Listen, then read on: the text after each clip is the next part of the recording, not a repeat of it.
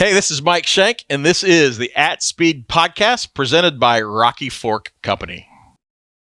Yeah, Mike, here we are. Another episode of At Speed podcast starring Mike Shank and featuring myself, yours truly, Tim May. Mike, how you doing over there in quarantine land, my man? So far so good. My family, we're all healthy, and all of the guys at MSR are completely healthy. I have good news to report that nobody on our team is affected so far.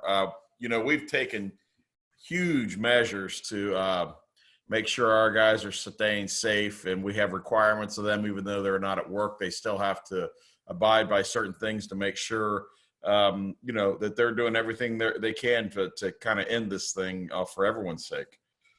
You know, the one thing you do have, though, and I know you have this, you have racing fever, right? I mean, it's got to be, what, about 105 Celsius on your scale right now? Yeah, I got to tell you, and I'll be honest with you, all this e-racing is not helping me. No, no. I mean, I guess it's better than nothing, and we can talk about that in a little bit, Tim. But Yeah. yeah, I mean, we really want to get back to work, and this interesting reset time here makes us all, I think, reflect on how lucky we are to be able to race cars for a living, and sometimes you lose sight of that. No one's fault, but you get wrapped around the axle in the everyday racing world. You forget that we're privileged folks to be able to do this. And certainly the real story lies in the people that are saving people right now, and certainly not in racing. And I see that, and I get that. I would say 3 weeks ago, Tim, I didn't take this as serious as I should have, admittedly. But man, now I tell you, we're all in with the president's plan and the governor's plan here in Ohio, and we're trying to make sure we do our part. Yeah, but this is because I've got another podcast I do on here on Let 'em Roll, my own podcast it's mainly about college football and primarily about Ohio State football. And what I pointed out, and I don't think this is being sacrilegious for want of another term, but sports anymore. This isn't like the beginning of the 20th century. Sports anymore are huge business. I mean, they are as much a business, for the people involved with them as the downtown restaurants or the hotels and stuff, because it's how much they've grown, Mike, just in your lifetime, just auto racing, how many more jobs there are in auto racing now than maybe there used to be, and just the trickle down effect of what bringing a race to like downtown St. Petersburg, Florida, or to Barber Racetrack outside Birmingham, Alabama means, I mean, to the economy, to those involved and stuff. And it is your livelihood. It's where you make your living. Yeah, it is. And everything you just said is really, really true. From if you look at the area convention centers and hotels and restaurants that when we roll into town, say St. Pete is an example like that, we bring millions into the economy from not only the teams, which number probably about 1,000 people, but then the spectators that come in and support all those. Downtown St. Pete is a beautiful place. You can walk to 50 different great restaurants, and all, that trickle down is just crushing.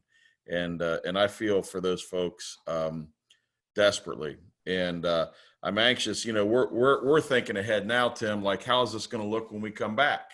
Yeah. Not only auto racing, but anywhere there's got to be groups of spectators. Ohio State football, pro football, basketball. All the stick and balls, golfing. I see they canceled the Masters now. How does that look? Does that look like it could be no spectators and just the race? Well, that's what I want to get into that with you in a minute, but I want to ask you this before we get going. I mean, IndyCar tentatively has said its season opener for Detroit, the doubleheader, and you may be hearing through the grapevine. I don't know where, how that is setting, but Detroit is about as big a hot spot as you can get right now, Michigan, with this thing. And I know you're keeping your fingers crossed maybe, but you're also keeping your eyes wide open on this thing. What are you hearing about Detroit the last weekend of May? Well, here's what we know. We know Roger Penske owns that race and that facility, and he owns our series, and he owns IMS. And we know that race is going to happen, Tim. Plan B, I would say, is probably to see that thing in October, maybe, or something like that, some later date. And, that race will happen because it can. Yeah. And I hope it does. In my world, I see the IndyCar schedule being lucky to start at Texas June 6th, but it could be deeper into June before we get to race again. Yeah, I agree with you. We're preparing for that anyway. I was going to say, Mike, have you already wrapped your head around an Indy 500 in August? Does that how does that feel? It feels weird, but I'm grateful. If we can do that thing in August, I'm in. And that, the way they've set the schedule right now, it gives you that feel of the month of May still, even though it's going to be blazing hot, Tim. I mean, we're going to have air conditioners full blast, man. Yeah.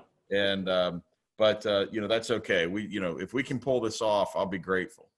But as you know, I mean, you've been over there. I mean, I've covered some Indy 500s in 1992 when the temperature, that was the coldest I think it had ever been there. And that was a day full of wrecks and stuff. And then Al Unser Jr. ends up winning the race. And and then I was over there, what was that, a couple of years ago when it was like 98 degrees or 95 degrees on pit road, when the race started. I mean, that was, so, you've seen you've run the gamut with the weather over there. But you're right. I mean, it's going to be a hot night in Naptown, that's for sure, in August. I mean, one way or the other. Hey, but this is what's interesting. If all of these sports get to start, get back to going again, when people think they are, it's going to go from a desert now to just to Niagara Falls, right? I mean, from the standpoint of what could be available to people on television. I would think right now, like you're just thinking with your IMSA program and definitely with your IndyCar program, your first endeavor ever into a full season of racing, that you just want to get it in however you can get it in, right? Yeah, this is just we've talked about this a lot internally. We've worked so hard, and Jim Meyer, brought so much to the table when we partnered with him a couple of years ago now, and this is the fruition of that, us being able to race full time. To have it kind of ripped from us like this, nobody's fault at all, is hard to take, especially with my false start that Brian Bailey from Rocky Fork and I had back in 2012 trying to get in IndyCar. Yeah, we were literally at the first race this year, unpacked, ready to go, and it got shut down. So we're okay though. We have a plan. That's the best thing. Jim Meyer and I have worked for the last 3 nights. He has a pretty big job during the day, running Sirius and Pandora, but and they have their hands full right now. So we're lucky that I got a great CEO mind that brings a level of experience that I just haven't done yet, right? So I've learned a ton in this process, crisis intervention, how those major companies, including AutoNation, are reacting to this, and kind of trickled it down to how we run the racing team. So what's that mean? That means that we've got 3 plans, depending on what happens and the timing of everything. We have plans on how we keep our sponsors intact and how we roll forward in 2021, which is the most important thing we think about, 2021. Yes, we need to get through 20. Yes, we're going to bleed financially. No question. Everybody's going to bleed. You better accept it now. And we're trying to get ahead of it. And as of today, I can report we're slightly ahead, depending on when President Trump lets us go back to work. That's what I wanted to ask you, Mike. Do you see teams out there, because you keep your ear to the ground and your nose to the wind? Yeah. Hey, you could be an advanced scout for me if I was on the trying to explore America way back when. But what do you sense just in the paddock there? I'm talking about the IndyCar paddock. Do you sense some teams that could be in big trouble from this? I don't know. Well, listen, first of all, yes, I try to communicate with other teams, other owners in both IndyCar and sports car about what they're doing. How are they handling their personnel? What are they doing with the finances? We talk a lot about the CARES Act that Trump passed a couple weeks ago that today, Friday, as we record this, is opening for application. How does that help? Because we're all small business, right? Most teams are small business, and this package will help us a lot. But we talk about things like that to try to just help each other in some weird kind of way, right? We compete viciously against each other, but at the end of the day, we're all on this new island. And for the most part, I got to tell you, I mean, we're sharing what we're doing. We're talking about how we all can survive. We talk as somewhat, have you had layoffs? Have you had salary reductions? What do those look like? We kind of share that to understand where our competitors are and how they're treating people. It is of my belief and I can't remember if we talked about this last time. I think, Tim, we're going to be judged as owners based off of this for years to come. How do we treat our people? And whether, when the economy gets good again and people are racing and it's hard to fill jobs, will this, depending on how we treat our guys, will this reflect on, how it is to work for MSR? And I'm thinking about stuff like that.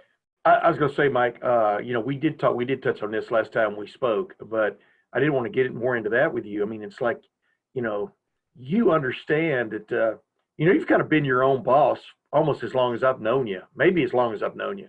But you understand people looking at you for answers, number one, and number two, you are sort of that breadline, that lifeline, for the people who work for you, right? I mean, I don't mean that the money's coming out, you have sponsors, you have ways of generating income, but they are looking to you both for support, both figuratively and literally, right?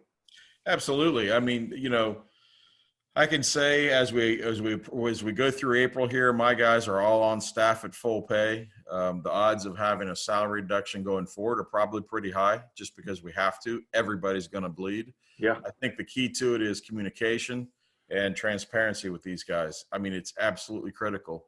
And I know that everyone talks about that, but you actually need to put it in place. So I've got myself and I got about 4 or 5 of my top guys that I talk to every other day or so. We're trying to have a company-wide conference call every 7 to 10 days so everyone knows what I know. And it's really difficult. It's really difficult to tell them everything. But what they need to trust is that I'm sitting here at home right now making sure that I'm securing their jobs. And that's all they worry about. They have families and concerns. And heck, we have a couple guys that we're in the middle of moving to Columbus to work for us. They were transient up to this point, and this, really is unsettling for a family, right? Yes. And I take that serious. I take that very serious. So I can't imagine, man. I mean, I've always worked for somebody else. Somebody else has always kind of told me what to do, even though I've always felt I was independent. Yeah. But it's different when you're not only involved with telling people what to do and how to do it, but also providing the ways and the means for that. I mean, that's a different. How much do you sleep at night? I mean, do you wake up in the middle of the night thinking, what if this happens? What if that happens? What if this doesn't happen? I mean, give me an example of what you're going through. Well, I'll tell you exactly what I do. It makes my wife crazy. I mean, I have pad and paper right next to me on my nightstand. And in the middle at 2 a.m., I'll wake up and think about 3 things and won't be able to, go back to sleep. And it's almost always business related. I need to do lists, or I have an idea, and it'll just come to me about how we can save something or how we can do something better, or 3 people I should have called yesterday just to see how they're doing, and I didn't because I'm wrapped around something else. Those type of things. I think there are no hours anymore. It's, I got to tell you, that's the other thing, Tim. I've noticed everybody's working crazy times, right? Like I can get calls, and I am getting calls at 11 p.m., 10:30, and I'm picking up. Oh, yeah. And like my partner, Jim Meyer's out in Arizona, tucked away right now. So he works 3 hours behind me, and he and I talk every day about 6 or 7 p.m. here in Columbus.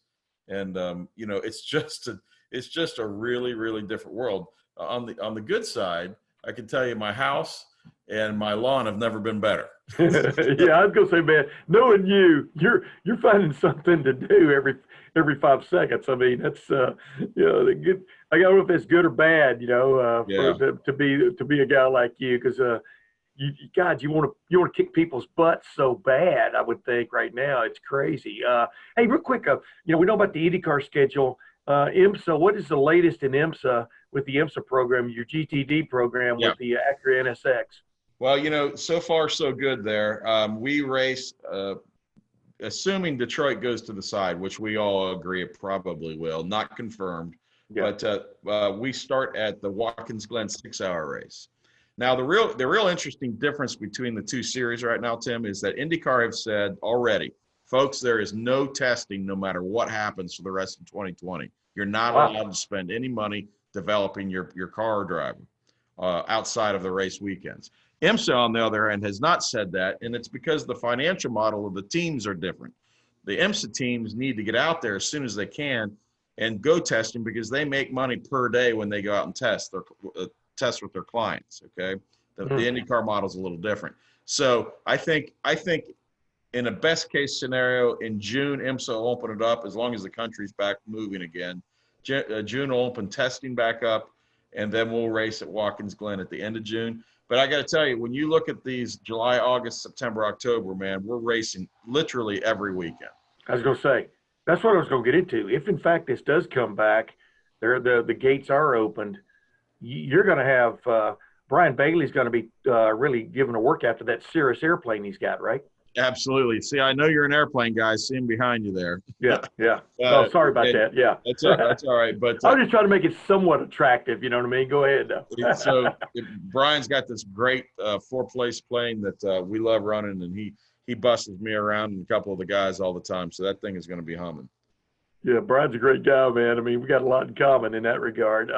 But you know, how do you expect that? Do you expect to be? I mean, you can't expect anything right now. But when you're up at night, you're planning the fact that you could have weekends that are concurrent. You could have weekends that are jammed right next to each other. I mean, how do you expect it to really play out if, in fact, y'all do get the green light, Mike? I mean, just from a schedule standpoint. Yeah, I expect there to be 3 or 4 direct conflicts. There'll be some times that we race on Saturdays with the IndyCar and Sundays on IMSA. We also have a sponsorship marketing partnership with Wheels Up.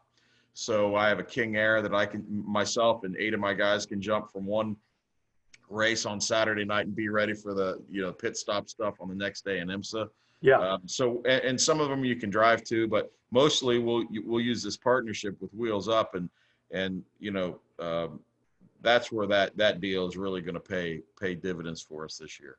Yeah, man, I was looking forward to going with you guys down on March 25th down there to that test at Richmond, the Indy cars at Richmond, which is kind of like watching a marble go around a roulette wheel. I mean, it's it's crazy how fast they go around there, and that's all put on hold and stuff. And yet, you got NASCAR drivers, you've got IndyCar drivers trying to keep people keep the hunger fed here a little bit with the iRacing. With the iRacing stuff. Number one, what's your take on the iRacing stuff, Mike? The computer simulator put to television. Well, listen, I have I have different thoughts about it. For one thing, I think we're all so hungry for content and racing content specifically. Yeah. I think it's a very, very good thing. Okay, is it realistic? I think it's pretty good. I think it's really pretty good. Do I get bored of it sometimes? I do sometimes. So I'll watch it, both NASCAR and IndyCar. I'll watch it for a while, and then I kind of drift, and pretty soon I'm going back to doing something else. Yeah. However, that said, this is an old school mentality, and I think the new reality are the esports are coming, and they're here to stay. And they'll do nothing but get better and better. And if anything's improved in this economy, it's iRacing. You should buy stock in iRacing. Unbelievable. And it's good. We got Jack Harvey and for the first time in Barber coming up on Saturday for that race. The thing that people have to understand is the people that are really highly rated. So iRacing gives ratings to drivers, and the scale I don't totally understand. But guys like Sage Karam, I mean, they're just masters of iRacing, and they will always win. Right? Yeah. Guys like Graham Rahal, even Jack Harvey, Scott Dixon, you'll notice is not in there. I mean, these guys just don't do it, right? Yeah, and they don't have the time. Yeah, just typically don't have the time, and don't have the time to sit there 8 hours a day, and that's what the highly rated guys do. So you're getting a taste, you're getting a sniff of it. I see there's 29 cars entered, including Jimmy Johnson this weekend. Again, Jimmy's coming back, which is great. And Robert Wickens. And I was just going to say Wickens is coming, which is always a great, that's a true great heroic story there. Yes, that's all great. So I think it serves a great purpose. It doesn't fulfill my every need for racing. I'll be honest with you. Well, here's my deal. I mean, I actually thought the NASCAR race was pretty cool, especially the ending, where Denny Hamlin ran down Dale Earnhardt Jr. in the end and at Homestead. I thought having the first IndyCar race on a road course at Watkins Glen, I mean, you're going to get what you got, which is, pretty much follow the leader with a few guys going off, like Jimmy Johnson went off a few times. I think Graham did. I mean, all these guys went off, track and stuff. But I thought it made for kind of to be honest with you, a boring race. And the other thing was they hardly ever showed Sage Karam anyway. It's kind of like it's like an F1 race where they're always trying to show where there's some action going on in the pack. Meanwhile, up front, there's nothing going on. And well, that's what I did. I think it's support, Jim. I don't mean to interrupt you, but on that thought, I thought the same thing you did, and I ended up, donating to the Red Cross to throw a yellow. Yeah, I know you did. I retweeted that. Well, and by the way, we did do that. We donated no matter, but I'm just saying that they've got to think about the show here a little bit. Sage is going to take off. I promise you, Sage will be very fast this weekend. Sage will take off again. They got to figure out a way to still keep it interesting, because you and I had the same feeling then, right? Like, okay, this is a little boring, and let some of these other drivers that are just getting into e-racing, let them catch up a little bit. And anyway, let them be on the intermediate curve while the other guys are on the expert curve. The experts make their cars more twitchy. You know what I mean? I mean, do something. But yeah, I mean, I would much rather in that setting, I would much rather watch, a race, put these cars at Nazareth or something, and let them go round and round. But we'll see. The other thing I would like to see them do, and this is and I'm not knocking it because it was actually fun to watch, in totality. But I would like to see much more use of. I would like to see this though in the regular racing. I'd like to see much more use of the in-car camera. As I've said about television, what separates television from being at the track is they can put you actually in the car with a driver and let you see from his perspective what's going on at like Indianapolis or Mid-Ohio or whatever. And they the thing, if I had any beef about the TV production, they try to do it just like they do on a regular television production, whereas now they can put a car over the left shoulder of the driver, probably put it on the front wing. They can put a camera almost anywhere they want to in the iRacing, and it give you so much more of a perspective of when these guys are truly mixing it up. And I mean, give me a couple of 3 laps with Jimmy Johnson and people knocking him off the track and stuff. You know what I mean? Let me see it. And that's what I guess that would be my beef. But they're going to a place that's going to be much more follow the leader. Barber, as great as Barber is, I think for the drivers, from a driver's perspective of a qualifying track, it's a really tough racetrack to pass people on. So, I mean, I'm expecting the same thing. And that's what I was sitting there, I'm thinking, the drivers are getting a real kick out of this. They think this is really exciting because from their vantage point, it is. But from somebody watching it, maybe it isn't. You follow my drift? Yeah, I agree completely. And you bring up some good points. I think they need to show esports a little bit more, and the capability of esports beyond what we're used to. I think it's a great idea. Yeah. Hey, let me ask you this though. I was thinking about this because I bought some of these simulators way back when they first came out, and there was a really good one in Formula One way back when where you could actually adjust every point on the car and stuff. And heck, this was like 15, 20 years ago. And I'll admit, I lost a lot of sleep back then because I would tweak my car a little bit. But I'm just thinking little Mike Shank, when you were growing up, what would you have given for some kind of like simulator, like that you could just buy and put in your house like that? I can't even begin to tell you how hard I'd do that right now if I was in the game. And to be honest with you, I want to buy one right now, but my wife won't let me. Until we get the business under control here, we're not buying anything. So I think the advantage these kids have today, we're associated with a local Central Iowa kid named Braden Eves. He's coming up the road to Indy ladder right now, and who's an outstanding driver. He lives and dies by the simulator, right? Like he's where I was 20 years ago, and it's a huge advantage. And you think about, you never gone to a track, well, get on the simulator and at least learn all the points and the directions and get some kind of rhythm. Even though you don't get the real G-force feeling, you at least have a visual of everything. That alone, I can think of, I showed up at tracks like Mossport and Brainerd, Minnesota myself, never been there, and immediately have to go out. And it's tough stuff. If you have the sim, you run the sim for an hour before you go, and and you got it down there, you know. Mike, I am getting goosebumps because you could literally, I'm talking about the classic Formula One tracks, you could literally set me down blindfolded in a corner at Spa or at at Suzuka or some of these others. I mean, in Interlagos, in Brazil, you could set me down in a corner, take a blindfold off, and I'd be able to tell you where I was because of the simulator. And That's right. it gives you, in my opinion, if you play it, I'm talking about playing these are more like games and simulators, but they're still pretty cool. But it gives you much more of an appreciation. Like I keep trying to tell people, I wish you could put some of these people who are skeptics about whether racing is an athletic endeavor. We should put them in a car and have them go around 5 laps at Interlagos with Lewis Hamilton and tell me, holy moly, you did this for 90, or 80 laps, or at Suzuka or at Spa-Francorchamps. I mean, it's crazy how fast you go, how fast you slow. I mean, just the G-forces involved in the corners and stuff. And I just wish you could take people and actually do that. But even just driving the simulator gives you an appreciation for these guys and their eye-hand coordination, their guts to stick a car into a corner just another 2 feet deeper than they did the previous time to get that extra 0.1 of a second, 0.01 of a second, which adds up over time.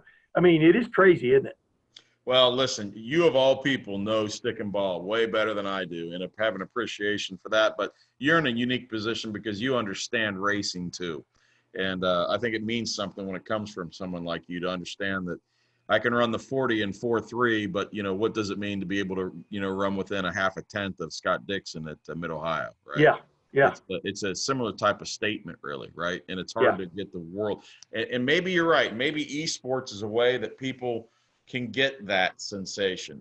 You know what, though? I got to tell you, again, it's great, and I agree, but there's nothing replaces the G-force of your, and you've been in some race cars in fast cars, right?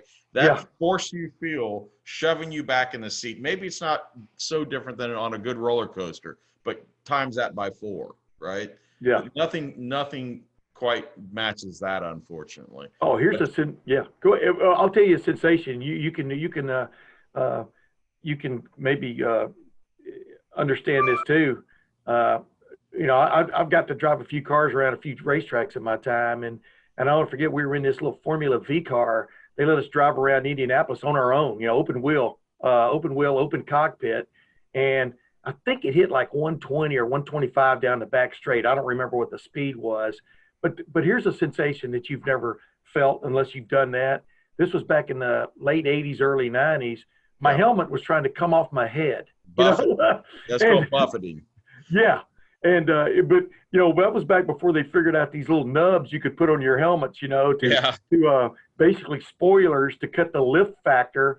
Right. And I just thought in that moment right there, as I'm driving that car, I'm thinking about these guys in the 60s and 70s and 80s when the speed really just took off at Indianapolis. And I would think you would come back to the pits. You try to explain that to your lead mechanic or your crew chief, and he'd laugh at you, probably, But now, as you well know, now with the almost closed cockpit of IndyCar, you're not going to get that. But they also designed helmets starting way back when they took into account the fact that the lift factor was trying to lift your helmet right off your head, and I'm sure a lot of drivers experience that. But that's what I'm saying. Those are the sensations that you don't get in a simulator that you wish you could let people understand what the hell is going on out there.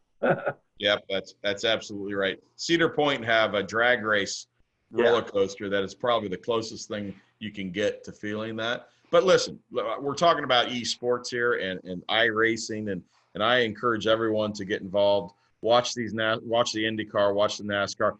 IndyCar will be Saturday, I think at 2 p.m., Tim, on I think that's right. NBC Sports, which is amazing. I mean, they're getting damn near a 1.0 television rating out of these esports, which is just incredible. They're singing the national anthem. They're doing an invocation prayer. I mean, it's it's something, right? In these times of complete chaos outside, we at least have a little something we can lean on. I was going to say people are so hungry for sport, real sport. I mean, people were tweeting about the Texas USC national championship game from 2005 season last night, like it was happening then, right now. I mean, they were showing a replay. Yeah. Vince Young, with the keeper to win it. And then USC blowing it at the end when they, all kinds of things that went on. But I mean, people are just hungry. That's what I'm saying about sport. It without a doubt has its place. Mike, I want to ask one more thing before we get out of here. Yeah.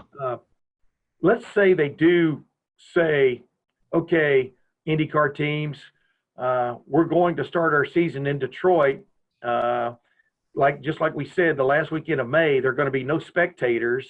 Yep. How much, you can see the effect that would have on an NBA game or an NHL game, playoff game. But, for a racetrack where you hardly ever hear the spectators, except maybe at Indianapolis. And although a few times down in mid-Ohio, when down there when the hillside is full, it's been pretty remarkable. But Sure. I mean, but you can run races, right? Yeah. I mean, we're watching iRacing with no spectators. You can run racing and have the real deal without having the spectators, can't you? And could you see that happening? I mean, what's your crystal ball showing you? That, so my crystal ball says that could be very real for the first couple, 2-3 races, right? I think that's I think they let 25 people per car come in. We're all health screened pretty severely, and it could be just by ourselves. And I hate to say that because this is a spectator sport. And however, this is the downside. It's possible we don't have fans there. And it's a travesty. And, that really hurts the promoters of all these races. The gate is now zero gate. Yes. So how does that revenue model work? Is that even possible? So if it is, then the TV ratings are going to be off the charts. Correct. So the upside to it is that on the TV, whatever TV is on that day is going to spike like we've never seen it before. Yeah. It's not sustainable though. I mean, we need to have spectators. We need the promoters, the track owners, to be able to make the revenue to stay open, or we're going to be in trouble again. Yeah. So I'm okay with it for the first couple. I mean, in my mind, Tim, knowing what we know today, can you imagine 300,000 people at Indianapolis today? It doesn't feel quite right? No, heck no. I don't know how they're going to do it. Maybe will they just limit it? Maybe they do a limiting. So if Indy, let's say Indy is a realistic 210,000 on race day, do they limit to 100,000 and we all got to spread out for this year? That's a possibility. Something in between there, Yeah. Hey, give us something, right? No, I'm just joking. But you're right. I mean, man. I mean, is there anything more close quarters, Mike? More non-social distancing than that hour or so before the start at Indy, when there's about 8 or 10,000 of us on the grid. You know what I mean? Where people are bumping into each other and walking. I mean, it's crazy. But the anticipation is also nuts. I mean, and all the tradition, et cetera, that goes into it, the Back Home Again in Indiana, the national anthem, the paying honor to the troops, et cetera, and the flyby, which is always a great flyby, no matter who it is. I mean, that's it's hard to I can imagine Texas without a lot of fans, but I can't imagine Indianapolis without a lot of fans, if you follow my drift. Oh yeah, that'd be a real, part of the reason half of us race is for that whole first, 2 hours before the race on that front straightaway. Yeah. And I think, and you're right. I mean, you are on top of each other down there. And I don't know how they handle it. I think there's some ways we can, though. So I don't want to be all doom and gloom. I think we can get some distancing in there if they do this right. I think we can have some spectators. It's going to be a everything about this year is a sacrifice, Tim. Everything we do, there's going to be cuts. And, well, let me ask you this, and I'll get out of here. Yeah. I think if there's one race you got to run this year, if you can do it, no matter when you run it, I think it's the Indianapolis. Do you agree with that? I mean, that at least get that one in the books. 2020, there was an Indianapolis 500. You have, and I know you feel for all these other racetracks too, because there's some great races. Long Beach, are you kidding me?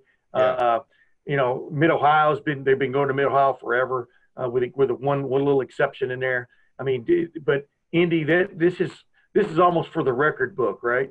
Yeah, no question about it. We'll, you know, I can tell you, I've been in 3 different owners meetings with Penske now with Roger, and he is passionate, beyond passionate about the Indianapolis Motor Speedway and the Indy 500, and he will get it in. And we could be, you know, listen, we could be racing into November in IndyCar, certainly in sports cars, we're racing into November. We're going to do whatever we can to get these numbers in. And you know what? I'm not complaining. We're not bitching. Nobody on our team is complaining. We're ready to go. Hey, Mike, nobody's ever felt sorry for Roger Penske, right? But No. you come pretty close right now, right? I mean, oh my goodness, Go ahead. You know, the George family can't believe how lucky they got that they sold before this happened. Oh yeah, can you imagine? Oh, my Lord. I had this one stock. I mean, I only dabble in the stock market a little bit, but I had this one stock I've been holding on to for a while, which was really going really well until it went over Niagara Falls like 2 weeks ago, man. And who knows where it's going to end up? But I was thinking that was going to be one of my trips to Europe or something was going to be that stock, you know. Now it's a trip to the grocery store, you know what I mean? But anyway, hey Mike, we'll be back, man, in a week or two, and we'll touch base again because Brian Bailey wants to keep these things going. And you know, when we come back next time, I want to get into a little bit more just with you about, you know, a youngster growing up and a race fan, but how you made your way into the sport, into the industry. You found a way to actually compete, you know, behind the wheel, and then eventually as an owner. And I think people find that intriguing about you because you are and I'm not blowing smoke up your tailpipe here. You're a self-made team owner, competitor in racing. And I want to get into that a little bit because there may be a lot of people out there, believe it or not, even in this age, who want to follow in your footsteps. I mean, and that's scary. Yeah, but let's get those shoes out and let's walk in them a little bit, okay? Next time. All right, man. Happy to do it. Yes, sir. All right, ladies and gentlemen, that's the At Speed podcast, and we want to thank Brian Bailey of Rocky Fork Companies for making this happen. He's a passionate, big-time racing fan, always has been. And until next time, for Mike Shank, this is Tim May. We'll see you next time.